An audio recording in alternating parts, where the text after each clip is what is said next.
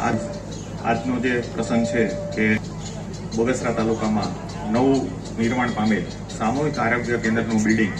એના લોકાર્પણ પ્રસંગે ઉપસ્થિત આજના આપણા આરોગ્ય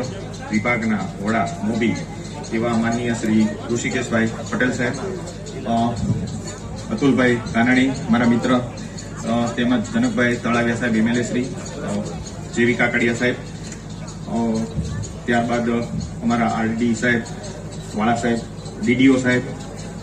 જિલ્લા પંચાયતના આરોગ્ય સમિતિના ચેરમેન શ્રી તથા તાલુકા પંચાયતના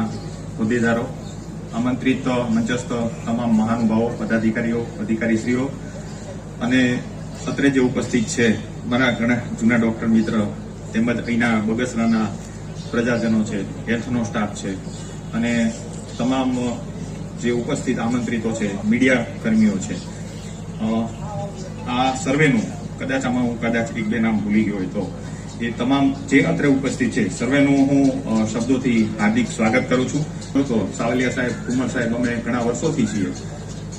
ત્યારે જોતા હતા કે આ બિલ્ડિંગની જરૂરિયાત હતી. સરકારશ્રીએ એમાં ખૂબ ધ્યાન આપી અને ટૂંક સમયમાં 4.5 કરોડ જેટલી રકમના ખર્ચે આજે નવું બિલ્ડિંગ ઊભું કર્યું છે. એ ખાસ તો આપણે એક વાત કરવા જવું કે ભાઈ વેદોમાં આપણી જે સંસ્કૃતિમાં કહ્યું છે કે સર્વે જના સુખીના